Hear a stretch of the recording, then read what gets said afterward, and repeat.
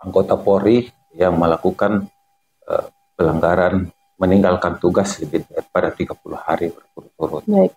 Ya, itu pasti hukumannya satu saja, Bu. Tidak ada hukuman lain, yaitu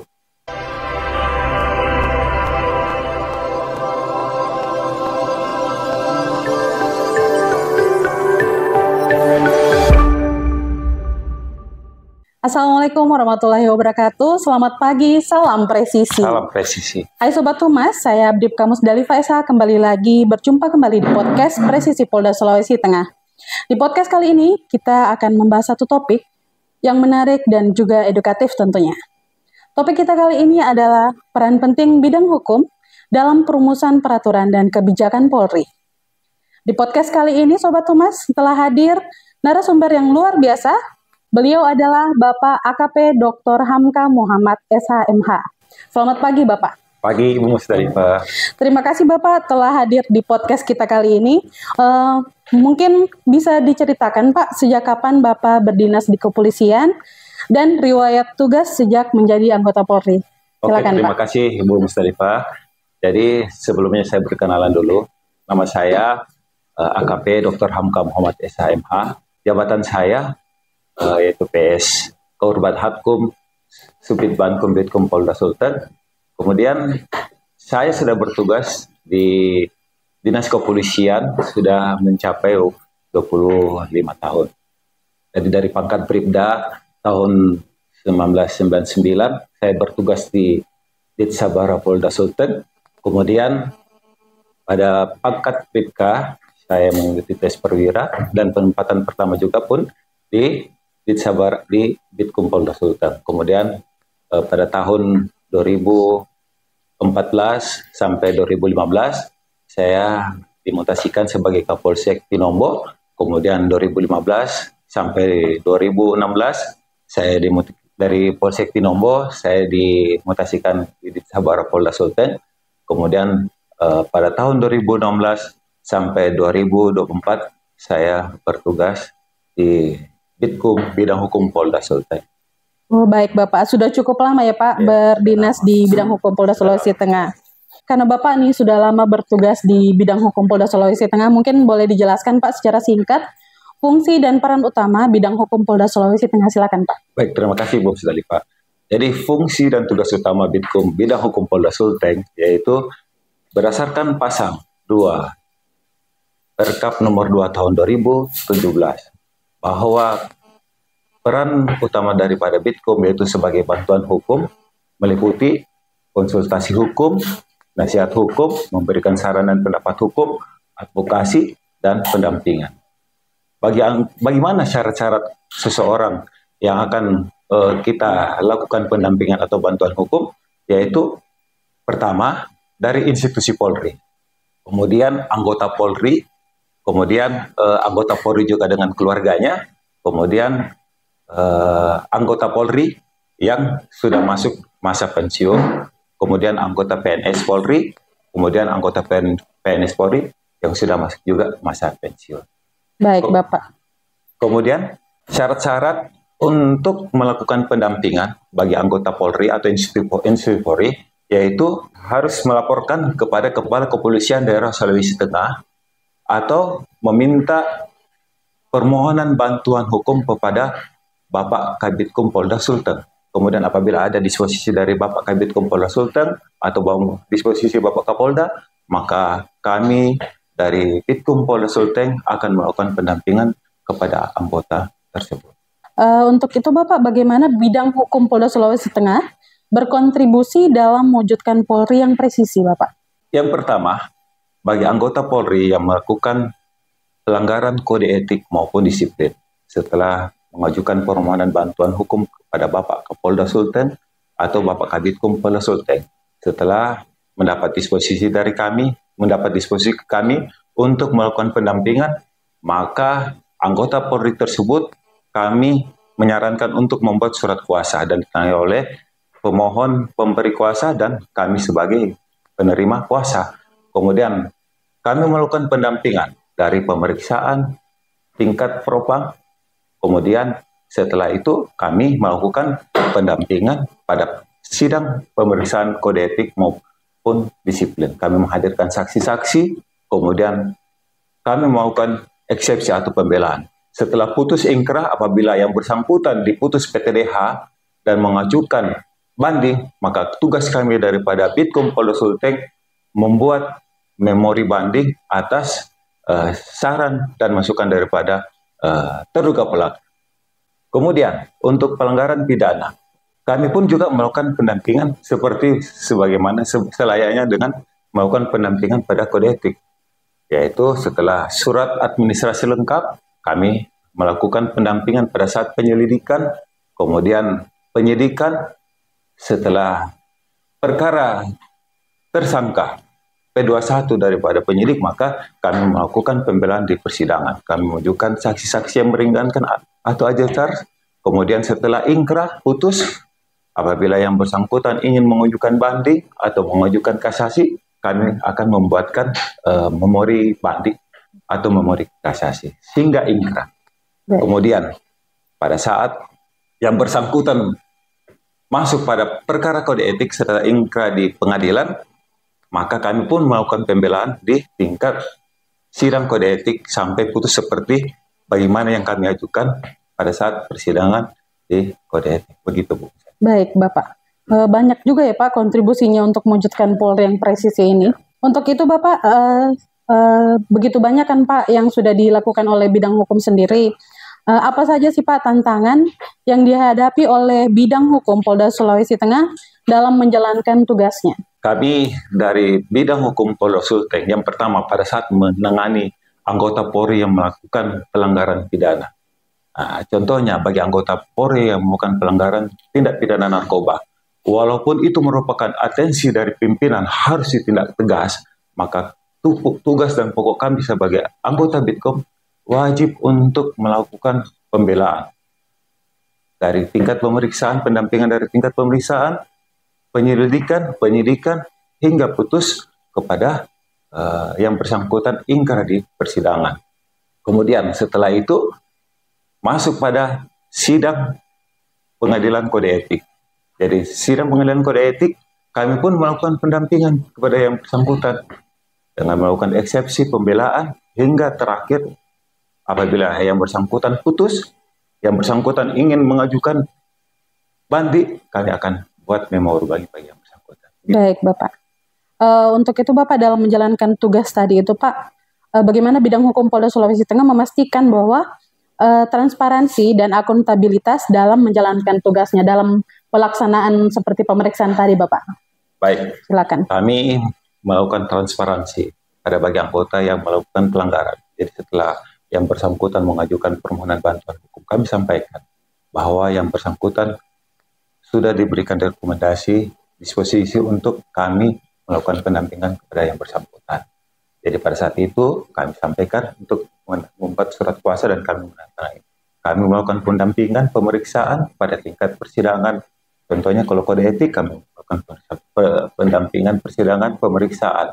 Kemudian persidangan kami ahlikan saksi-saksi yang meringankan, kemudian putus. Begitu juga pada saat sidang pidana dan seterusnya. Kemudian pada sidang pra-peradilan bagi Kasatkar yang digugat pra-peradilan, maka Kasatkar bisa mengajukan permohonan kepada Bapak Kapolda atau Bapak Kabitkom untuk dilakukan pembelaan. Jadi setelah ada disposisi ke kami untuk melakukan pembelaan di pengadilan, maka kami membuatkan surat kuasa untuk kami melakukan persidangan di persidangan. Jadi pada saat sidang pra-peradilan itu kami membuat jawaban. Bung Musdalif, kami membuat jawaban, kami membuat replik duplik, kemudian kesimpulan, kami juga membuat menghadirkan saksi-saksi, kami membuat bukti surat untuk dihadirkan persidangan. Kemudian setelah putus pada saat persidangan, maka ada dua. Kalau seandainya putusan tersebut itu menyatakan menerima atas gugatan daripada pemohon, maka kami menyarankan agar supaya penyidik untuk melakukan gelar perkara kembali dan mengikuti putusan daripada pengadilan. Biasanya pengadilan menyatakan bahwa penyidikan dianggap tidak sah, maka kita bukan gelar perkara menutup perkara tersebut SP3 dan membuka kembali. Ya, kami sarankan membuka kembali, tapi melalui gelar perkara dan melanjutkan penyidikan yang baru. Kemudian apabila putusan pengadilan menyatakan menolak permohonan pra peradilan daripada pemohon, kami menyarankan kepada penyidik untuk melanjutkan perkara hingga ke tahap P21 dan hingga persidangan. Banyak juga ya Pak tahapannya. Ini mengenai bantuan hukum itu sendiri Pak, bagaimana proses personil Polri ini khususnya di Polda Sulawesi Tengah untuk mendapatkan bantuan hukum dari bidang hukum Polda Sulawesi Tengah? Silakan Pak. Jadi prosesnya sudah kami sampaikan tadi bahwa apabila anggota Polri mendapat laporan, ya contohnya laporan kode etik atau pidana, kemudian anggota tersebut bisa melakukan permohonan bantuan hukum kepada Bapak Kapolda Sulteng. Jadi apabila sudah ada permohonan, sudah ada masuk permohonan ke bidang ke Bapak Kapolda dan kepada Bapak Kabitkum dan ada disposisi dari beliau, maka kami secara otomatis melakukan pendampingan bagi anggota tersebut. Baik Bapak, begitu banyak ya Pak prosesnya untuk penyelesaian permasalahan ini, dan mungkin bisa dijelaskan Bapak apa saja sih Pak jenis-jenis permasalahan hukum yang paling sering ditangani oleh bidang hukum Polda Sulawesi Tengah? Jadi begini Bu, implementasi Perpol nomor 7 tahun 2007 merupakan regulasi aturan yang mengikat bagi setiap anggota Polri. Yang bagi anggota Polri melakukan permasalahan-permasalahan.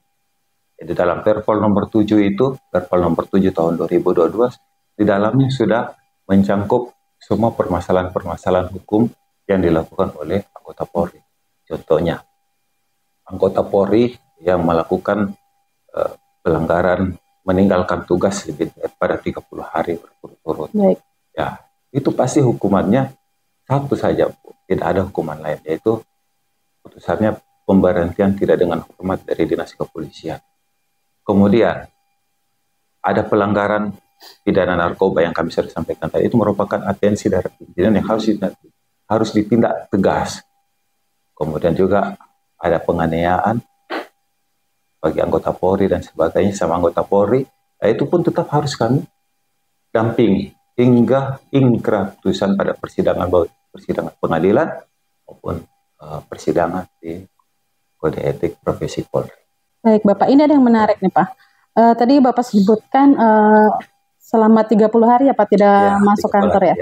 Kalau misalnya dia masuk di tanggal 20 di hari ke-29, apakah tetap menjalani proses atau bagaimana Pak? Ya, jadi begini Bu, jadi dalam Perpol nomor 7 tahun 2022, jadi anggota Polri yang meninggalkan tugas selama 30 hari berturut-turut. Jadi berturut-turut lebih daripada 30 hari. Jadi kalau dia tidak berturut-turut selama 30 hari, itu bukan tidak masuk dalam pelanggaran kode etik. Itu masuk pelanggaran disiplin. Oh, tapi tetap dapat proses hukum ya Pak? Proses hukum. Oh baik Bapak. Bagaimana bidang hukum Polda Sulawesi Tengah memastikan bahwa personil Polri yang mendapatkan bantuan hukum tadi itu mendapatkan hak-haknya secara penuh? Silakan Bapak. Baik, terima kasih Bu Mustalifah. Jadi seperti yang kami sampaikan tadi, bahwa anggota Polri apabila ingin mendapat bantuan hukum dari anggota Bitkum Polda Sulteng, maka mengajukan permohonan kepada Bapak Kapolda Sulawesi Tengah atau Bapak Kabitkum Polda Sulawesi Tengah. Dan apabila sudah ada disposisi dari Bapak Kapolda Sulteng atau Bapak Kabitkum Polda Sulteng untuk didampingi, maka kami dari Bitkum berhak mengajukan atau segera melakukan pendampingan terhadap anggota tersebut. Dan kami menyampaikan bahwa anggota tersebut telah mendapat disposisi untuk dilakukan pendampingan. Dan kami sarankan untuk segera membuat surat kuasa dan segera yang bersangkutan tanda tangan, dan kami pun juga berhak untuk mengajukan tanda tangan untuk kami bawa ke persidangan. Baik Bapak, apa saja sih Pak jenis-jenis permasalahan hukum yang paling sering ditangani oleh bidang hukum Polda Sulawesi Tengah? Silakan Pak. Terima kasih Bu Mustalifah. Implementasi Perpol nomor 7 tahun 2022 merupakan regulasi aturan bagi anggota Polri yang melakukan permasalahan-permasalahan hukum. Yaitu permasalahan-permasalahan hukum bagi anggota Polri selama ini yang sering dilakukan adalah yang tertuang dalam Perpol nomor 7 tahun 2022. Yang pertama, yaitu meninggalkan tugas secara berturut-turut selama 30 hari. Nah, itu hukumannya paten di Perpol nomor 7 tahun 2022 adalah pemberhentian tidak dengan hormat dari dinas kepolisian. Kemudian pelanggaran pidana bagi anggota Polri, contohnya melakukan tindak pidana narkoba. Bagi anggota yang melakukan tindak pidana narkoba, pimpinan sudah memberikan atensi secara tegas bahwa anggota yang melakukan tindakan pidana tersebut harus diberikan hukuman yang berat, yaitu pemberhentian tidak dengan hormat dari dinas kepolisian juga. Walaupun pelanggaran-pelanggaran yang dilakukan anggota, baik meninggalkan tugas dan melakukan tindak pidana seperti narkoba adalah merupakan atensi dari pimpinan, maka kami tetap harus melakukan pendampingan sesuai dengan tupoksi kami di bidang hukum Polda Sultan. Baik Bapak, untuk tadi yang seperti Bapak jelaskan, meninggalkan tugas secara berturut-turut selama 30 hari, apabila dia tidak sampai 30 hari Bapak, apakah ada tetap menjalankan proses hukum dan proses hukumnya seperti apa? Silakan Pak. Ya baik, bagi anggota Polri yang meninggalkan tugas tidak lebih daripada 30 hari, maka tetap anggota tersebut diproses secara disiplin. Ya, disiplin pun ada hukuman-hukuman yang diberikan bagi anggota Polri yang melakukan pelanggaran tersebut. Contohnya yang pertama, teguran tertulis. Teguran tertulis ini ada pengawasan. Ada pengawasan bagi anggota yang melakukan pelanggaran tersebut. Pengawasannya adalah selama 6 bulan. Kemudian ada penundaan gaji berkala bagi anggota yang melakukan pelanggaran disiplin, kemudian penempatan khusus. Penempatan khusus ini selama 30 hari. Jadi tergantung putusan pimpinan atau putusan daripada sidang disiplin. Apakah yang bersangkutan akan diberikan hukuman 7 hari, 14 hari, 21 hari, bisa pun 30 hari. Dan pengawasannya selama 6 bulan. Kemudian ada juga mutasi bersifat demosi bagi anggota yang bukan pelanggaran disiplin. Begitu. Baik Bapak, mungkin ada beberapa atau ada berapa perkara pidana yang telah Bapak tangani selama tahun 2024 ini Bapak, selama Bapak berdinas di bidang hukum Polda Sulawesi Tengah? Silakan Pak. Ya, untuk perkara pidana ya pernah kami tangani kasus narkoba bagi anggota Sabara yang melakukan tindak pidana di Morowali. Itu kami melakukan pendampingan dan sekarang sudah ingkrah putusan selama 1 tahun 2 bulan, dan sekarang ini anggota tersebut akan menghadapi sidang KKEP dan kami pun tetap akan melakukan pendampingan bagi anggota tersebut. Baik Bapak, selain perkara narkoba tadi, selain perkara itu apakah ada lagi Bapak perkara selain itu? Jadi selama 2024 banyak perkara-perkara yang kami tangani. Setelah mungkin perkara pidana, ada pra-peradilan Bu. Baik. Ya, ada pra-peradilan selama 2024 masuk ke kami.